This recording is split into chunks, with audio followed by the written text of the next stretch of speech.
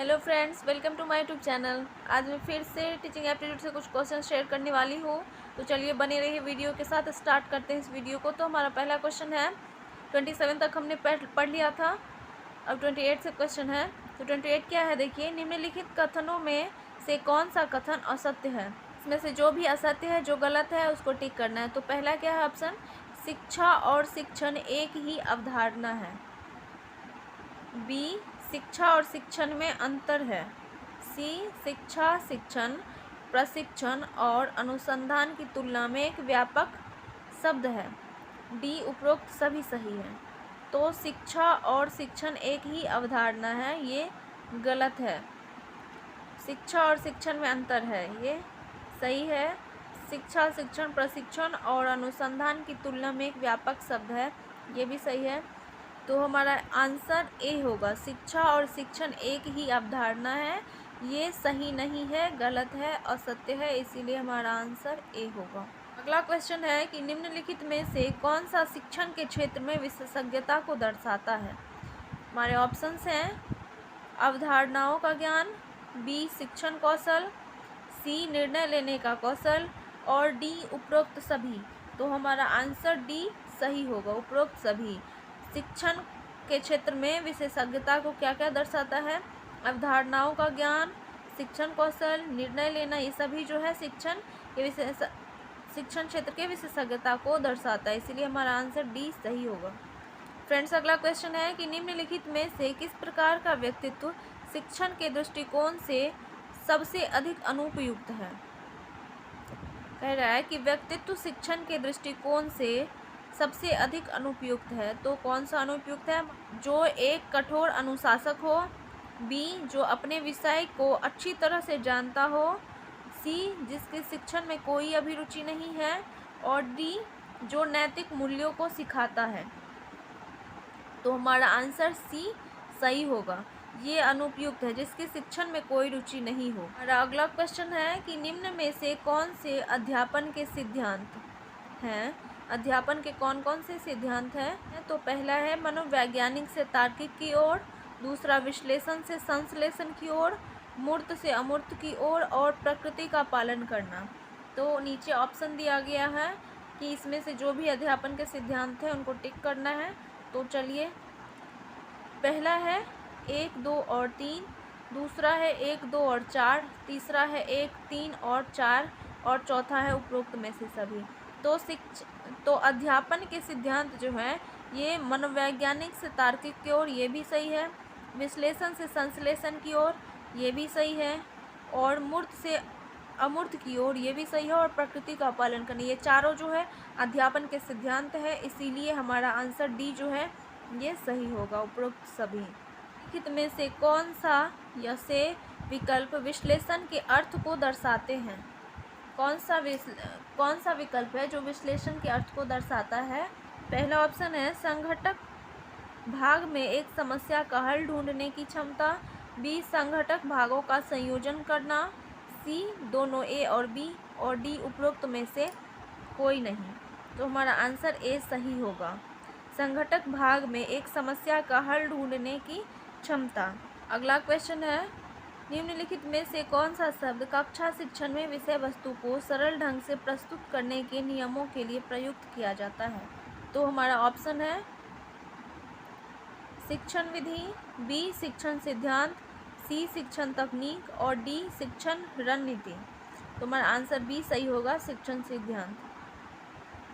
अगला क्वेश्चन है, शिक्षक द्वारा शिक्षण को अधिक प्रभावी बनाने के लिए कम विद्यार्थी वाली कक्षा में निम्नलिखित में से कौन सा विकल्प प्रयोग में लाना चाहिए? पहला है अधिगम संबंधित समस्याओं की पहचान करना, बी, छात्रों पर व्यक्तिगत ध्यान देना, सी, अनुदेशन को छात्रों के बीच की विभिन्नताओं को ध्यान में रखकर बनाना, और डी, उपरोक्त सभी। तो हमारा आंसर डी सही होगा, उपरोक्त सभी। ये तीनों जो है शिक्षक द्वारा शिक्षण को अधिक प्रभावी बनाने के लिए कम विद्यार्थी वाली कक्षा में इस विकल्प को प्रयोग करना चाहिए। ये तीनों, अधिगम संबंधित समस्याओं की पहचान, छात्रों पर व्यक्तिगत ध्यान देना, अनुदेशन को छात्रों के बीच की विभिन्नताओं को ध्यान में रखकर बनाना। ठीक है, तो चलिए आगे बढ़ते हैं। अगला क्वेश्चन है, निम्न में से शिक्षण समव्यवसाय के प्रारंभ में सबसे महत्वपूर्ण एकल कारक कौन सा है? ए. शिक्षक की सराहनीय अकादमिक पृष्ठभूमि, बी. संचार कौशल, सी. शिक्षक का अपना व्यक्तित्व और क्षमता को कक्षा और छात्रों से संबंधित करना, और डी. आयोजन क्षमता। तो हमारा ऑप्शन सी जो है ये सही है, शिक्षक का अपना व्यक्तित्व और क्षमता को कक्षा और छात्रों से संबंधित करना। अगला क्वेश्चन है, निम्नलिखित में से कौन सा कथन प्रभावी शिक्षण के संदर्भ में सही है?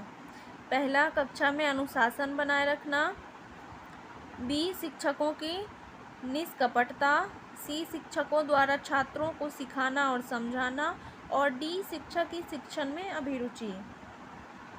तो सी जो है ये सही है, शिक्षकों द्वारा छात्रों को सिखाना और समझाना।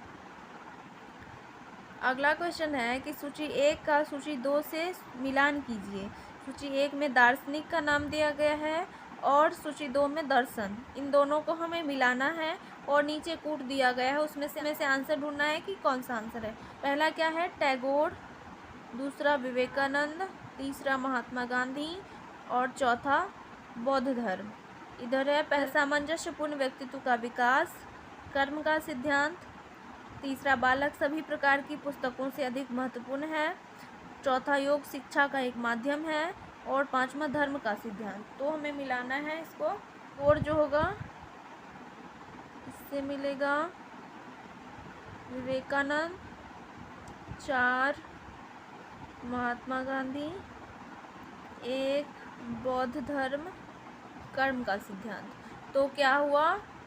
1 का 3, 2 का 4, 3 का 1 और 4 का 2। तो चलिए ढूंढते हैं इसमें कि कौन सा है। 1 का 3, 2 का 4।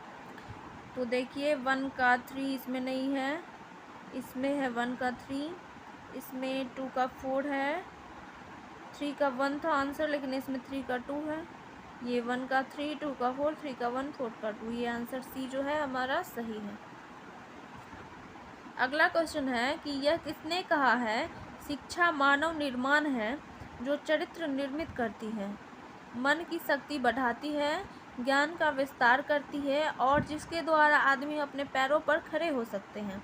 यह किसने कहा है? तो चलिए ऑप्शन है स्वामी विवेकानंद, बी गुरु रविंद्रनाथ टैगोर, सी स्वामी दयानंद सरस्वती और डी उपरोक्त में से कोई नहीं। तो हमारा आंसर ये सही है, स्वामी विवेकानंद ने ये उपरोक्त कथन कही है।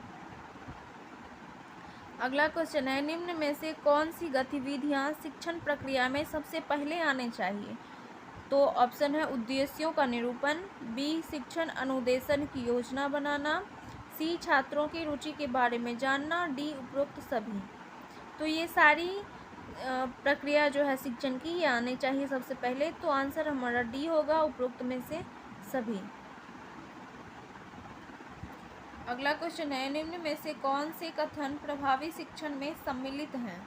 पहला, शिक्षक सक्रिय होते हैं परंतु छात्र सक्रिय हो भी सकते हैं और नहीं, बी शिक्षक सक्रिय या निष्क्रिय हो सकता है परंतु छात्र सक्रिय होते हैं, सी शिक्षक और छात्र दोनों सक्रिय हैं, और डी उपरोक्त में से सभी। तो हमारा आंसर सी जो है ये सही है, शिक्षक और छात्र दोनों सक्रिय होते हैं।